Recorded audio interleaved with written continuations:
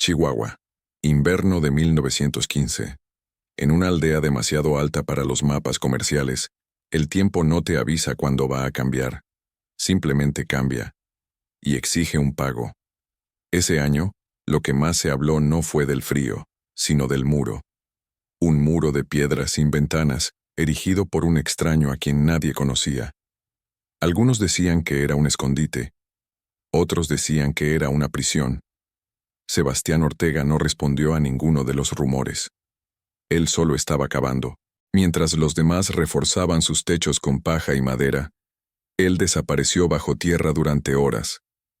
Durante semanas, solo se veía la parte superior de la cabeza y el sordo sonido de los picos. Debe estar esperando el fin del mundo. Se rieron, hasta que para esa ciudad el mundo realmente se acabó. En la madrugada del 3 de enero la nieve no paraba, ni por un minuto, ni siquiera por 4 días, y la puerta de Sebastián quedó abierta. En esa parte de la sierra de Chihuahua, el invierno siempre llegaba temprano, pero 1915 trajo consigo un tipo de silencio diferente. Era como si el aire fuera más denso, como si algo estuviera retenido por las montañas, esperando caer. El pueblo de San Andrés contaba con poco más de 80 casas, una sola carnicería, una escuela improvisada en el salón de la iglesia, y personas que se conocían por su nombre o por su apodo. Allí todavía se producían conversaciones en la cola del pozo. Los hombres se despertaban demasiado temprano. Las mujeres cocían a la luz de la estufa y los niños aprendían pronto a no desperdiciar el calor. Por eso, cuando un hombre solitario apareció allí con un carro lleno de piedras, nadie sabía cómo reaccionar. Él no pidió ayuda. No explicó nada. Pagó los 2 sacos de maíz en oro y desapareció. Su nombre era Sebastián Ortega. Pero en las primeras semanas, era solo el ejército. Alguien comentó que llevaba un uniforme viejo cosido en la espalda.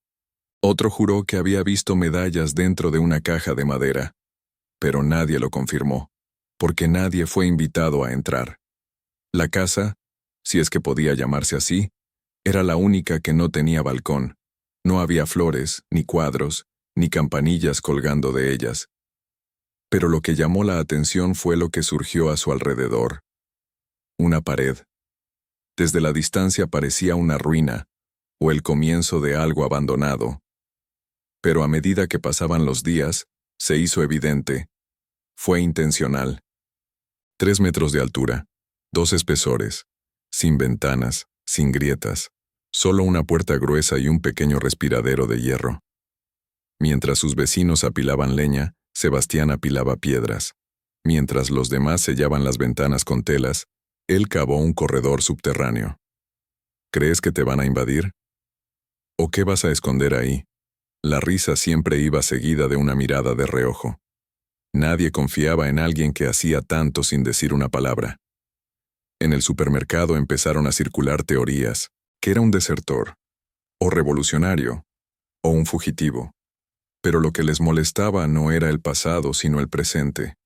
Sebastián nunca pedía nada. Él nunca se quedó a charlar. Él nunca respondió a las miradas de desaprobación. Él solo estaba construyendo. Cada día. Incluso cuando empezó a nevar. En ese pueblo, cualquiera que haya vivido 3 inviernos sabe cuándo es el momento de parar. Pero él continuó. Enterró bidones de metal en el suelo. Reforzó las vigas con cadenas. Él soldaba bisagras mientras los demás cerraban las puertas con clavos. El hombre más anciano del pueblo, don Ramiro, meneó la cabeza y resumió lo que todos pensaban. Este hombre no es de por aquí, y no durará aquí. La primera vez que vieron fuego saliendo del suelo fue en una tarde nublada. Una fina columna de humo se elevaba entre las piedras recién colocadas, como si el suelo mismo se hubiera encendido. Algunos niños corrieron pensando que era un incendio. Otros adultos simplemente observaban desde la distancia.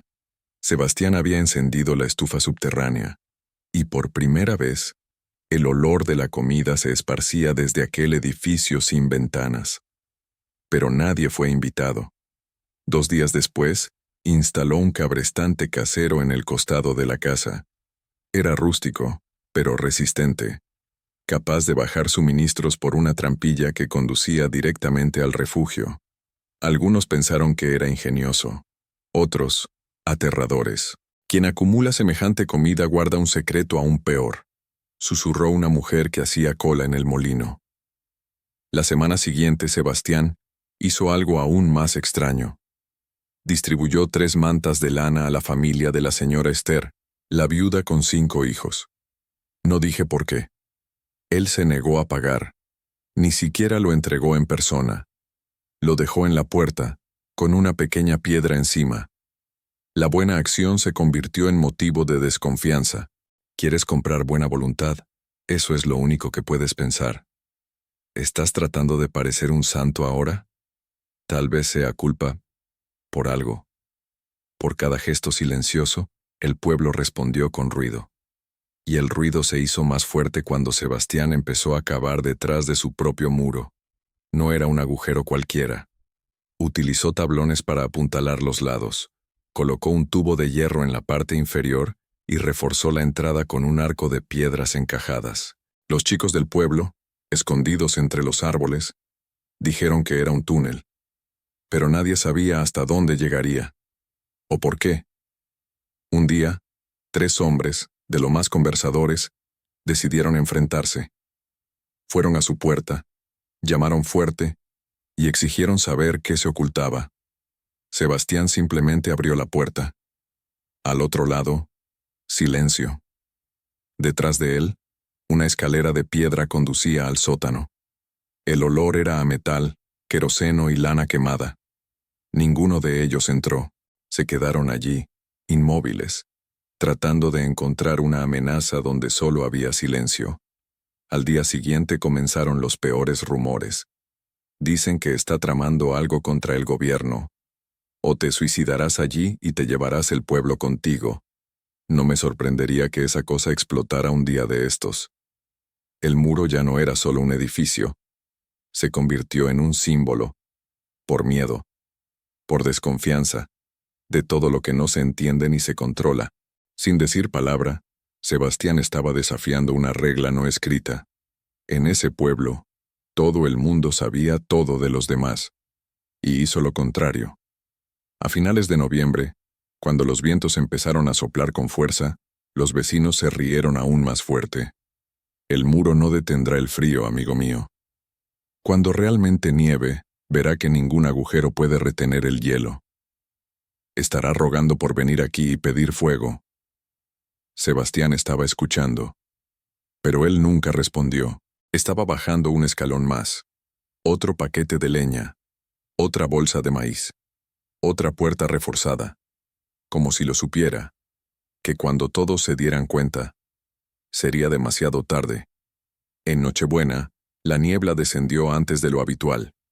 Las campanas de la iglesia sonaron apagadamente y la cena comunitaria se redujo a una sopa aguada y a cantos contenidos. Pero nadie parecía preocupado. Fue solo otro invierno. Duro, sí, como todos. Pero predecible. Sin embargo, a la mañana siguiente el viento cambió de dirección. Vino del norte. Reto, seco, cortante, y llevaba algo que pocos habían visto allí antes. Nieve granulada. Pequeña niña, continuo, inquieta. Sebastián pasó el día reforzando los soportes del refugio. No tenían leña en las manos, solo cadenas, palancas y bloques. Mientras tanto, la mayoría de los vecinos aprovecharon los últimos restos de madera para improvisar burletes para las ventanas. No por prudencia, pero por miedo a hacer menos que el extraño. El segundo día se fue la luz. No era nada nuevo. Ocurría todos los años, pero esta vez no regresó. La línea telefónica comunitaria dejó de funcionar. La radio de don Ramiro solo hacía un ruido estático, y por primera vez el pueblo sintió que tal vez no sabía cuánto tiempo duraría. La nieve comenzó a acumularse en las calles, no en capas ligeras, pero en paneles compactos, lo que provocó que los frágiles techos se derrumbaran. A los niños se les prohibió salir. Las tiendas cerraron, Y por primera vez en décadas la iglesia cerró sus puertas. Al tercer día, Sebastián no salió, pero su casa apestaba a vapor. Un pequeño tubo arrojaba humo constantemente hacia arriba, como si allí hubiera una locomotora enterrada.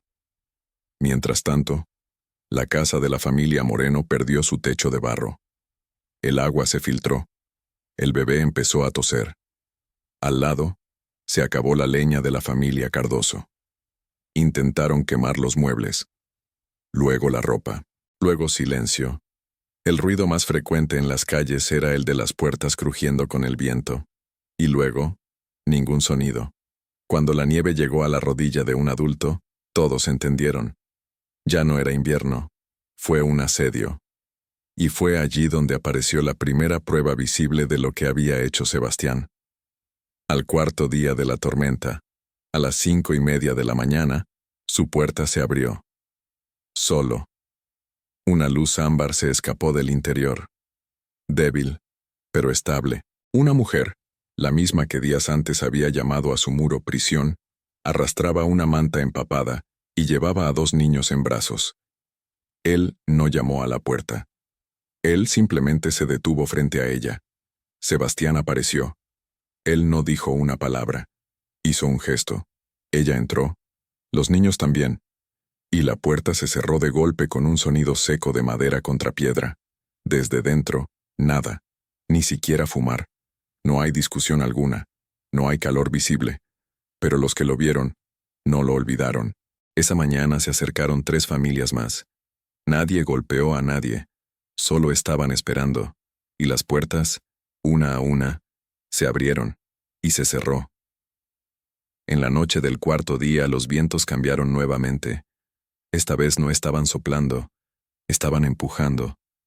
El sonido era de un crujido profundo como si la sierra se estuviera agrietando desde dentro. Dentro del refugio de Sebastián, el aire todavía era respirable.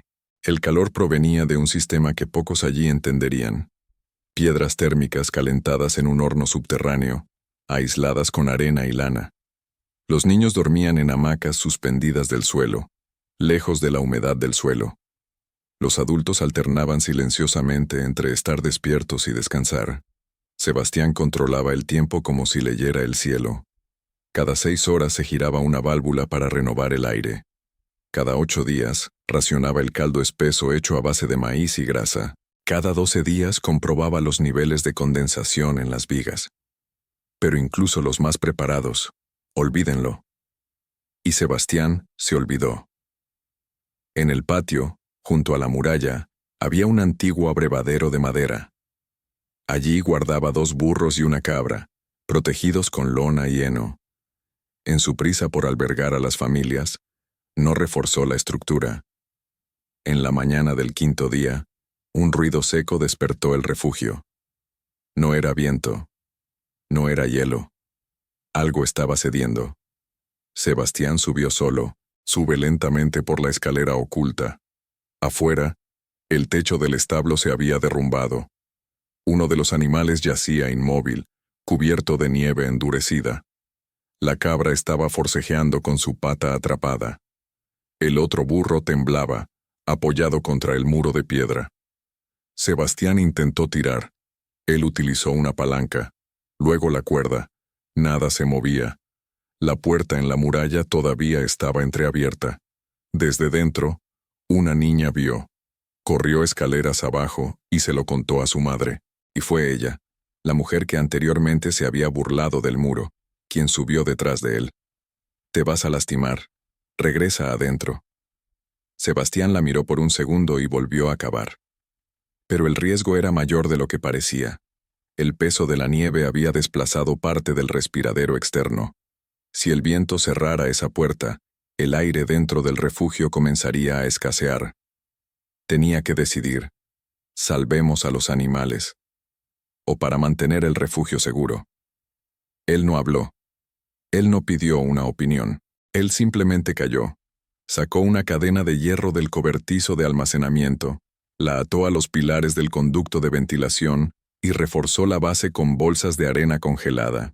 Mientras tanto, el segundo burro se desplomó. No hubo ningún discurso. sin culpa, solo silencio. Esa noche no cenó. Esa mañana el techo de la casa de la familia Cardoso, que se había negado a refugiarse, cedió. Un niño de 7 años quedó atrapado debajo de un poste de la portería. La hermana, presa del pánico, corrió descalza por la nieve. Llamó a la puerta de la pared. 3 veces. Sebastián escuchó. Él no lo dudó. Subió con una pala, una linterna y una manta. No llevó a nadie consigo. Él no pidió ayuda. Llegó a casa en menos de 6 minutos. Entró, quitó la viga con una palanca improvisada y llevó al niño en brazos hasta el refugio. Durante todo el trayecto el pueblo estuvo observando. Por primera vez, en silencio. Al 6.º día, el blanco se volvió azul. No era el color del cielo. Era el color del silencio extremo. La nieve había bloqueado completamente el acceso a la carretera principal. Ni siquiera los cazadores pudieron bajar. Ni siquiera los carros podían subir la colina. La radio que aún funcionaba solo podía captar ruidos largos, como gritos lejanos perdidos en el viento. Dentro del muro, ahora 19 personas compartían el espacio originalmente diseñado para 6. Las vigas crujieron bajo el peso acumulado encima. El calor se mantenía con dificultad y el suministro de agua comenzaba a congelarse en los bordes. Sebastián sabía. Eso no duraría mucho.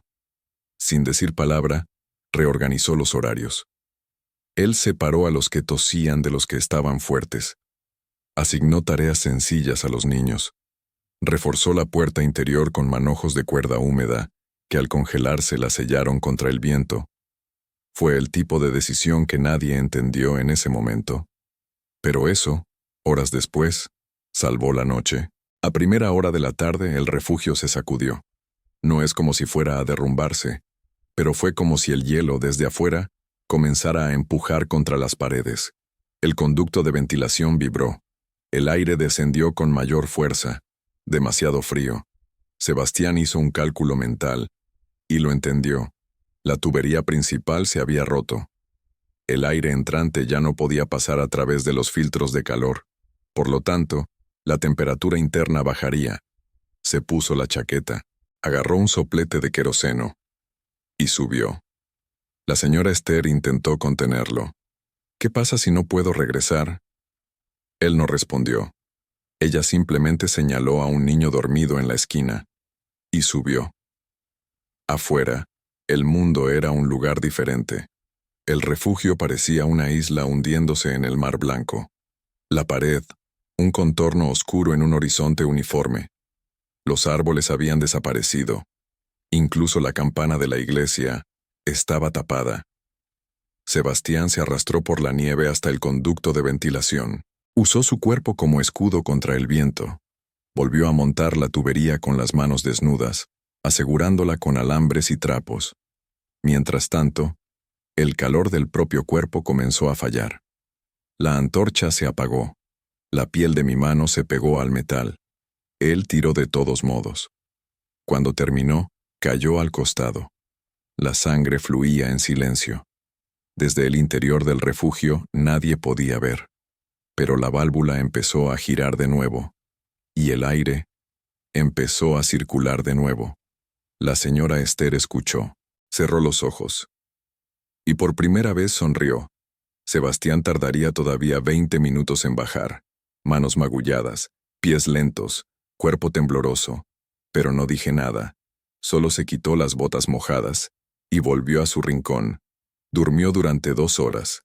Luego, volvió a las rondas. Esa noche, otra redada. Fuerte, urgente. Era hijo de don Ramiro. El anciano tenía fiebre, estaba delirante, y su casa se había derrumbado. Por un momento, todos los que estaban dentro del refugio se miraron entre sí. Ya eran demasiados. La comida era escasa. Espacio, ninguno. Sebastián simplemente asintió.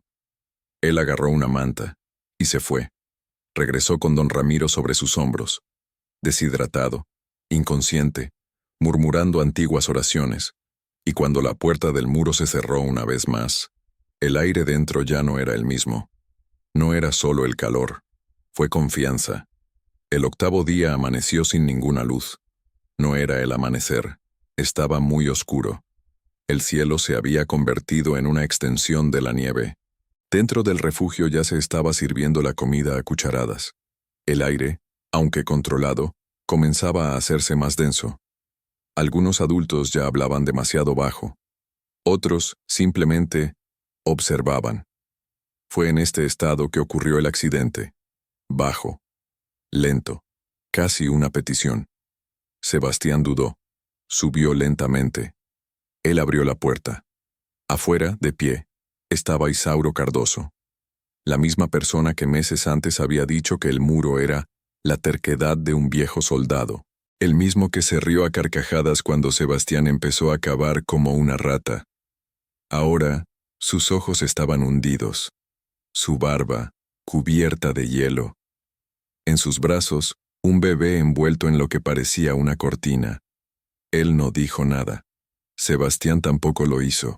Finalmente, con la voz quebrada, Isauro murmuró: «Sí, todavía hay lugar para uno más». Detrás de él, dos figuras demacradas, su esposa y su hija mayor, con las manos moradas. Sebastián abrió más la puerta. Hizo un breve gesto con la cabeza y le dio la espalda. Entraron.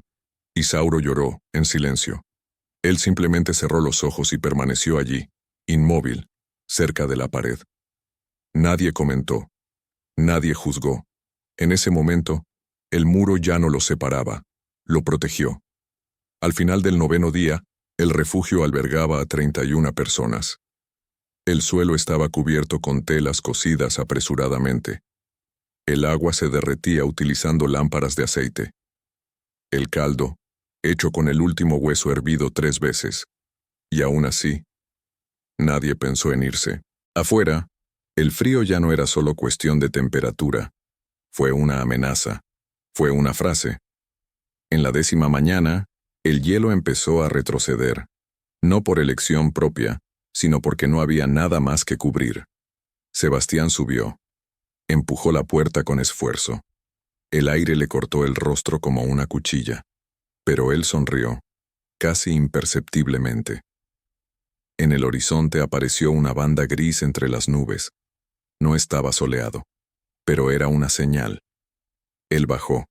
Él hizo un gesto con la mano, y por primera vez, alguien dentro del refugio aplaudió.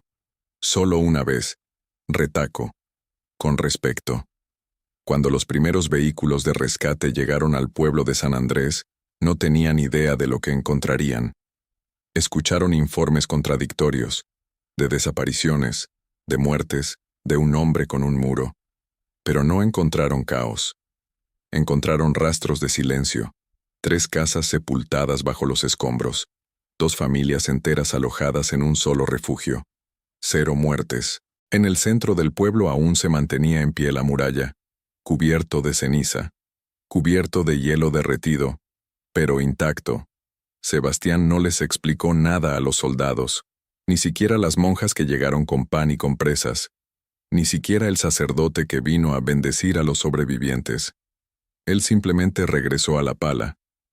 Comenzó a desmontar las tuberías de ventilación, luego el andamiaje, luego las cuerdas, no por vergüenza, pero porque ya no necesitaba demostrar nada. Los vecinos, antes desconfiados, ahora pasaban lentamente frente al muro. No miraron con miedo, sino con miradas fijas. La señora Esther solía decirles a los niños: «Allí es donde tu hermano durmió seguro». Isauro Cardoso ofreció leña nueva para reconstruir el techo de Sebastián. Él se negó. Don Ramiro, ya recuperado, ha comenzado a mencionar su nombre en las oraciones públicas. Pero Sebastián permaneció en silencio. Siempre el último en comer, el primero en despertar. Cuando llegó la primavera, quitó parte del muro, no todos ellos, lo justo para que salga el sol, y plantó una hilera de cactus, delgados, retorcidos y resistentes. El pueblo entendió el mensaje. Ese verano, el ayuntamiento ofreció una medalla. No apareció en la ceremonia. Envió una carta con 3 palabras. Fue para todos. Nada más. Algunas personas construyen muros para esconderse, otros, para sostener el mundo cuando se derrumba. Sebastián no pidió permiso para existir, ni siquiera permiso para proteger. Él simplemente lo hizo, y cuando todo terminó, no quedaba ningún orgullo, no quedaba ninguna deuda, solo respeto. En el pueblo de San Andrés ya nadie se reía de las paredes, ni siquiera silencio, porque en esa tormenta, lo que nos salvó no fue la suerte. Era alguien que actuó mientras todos los demás hablaban.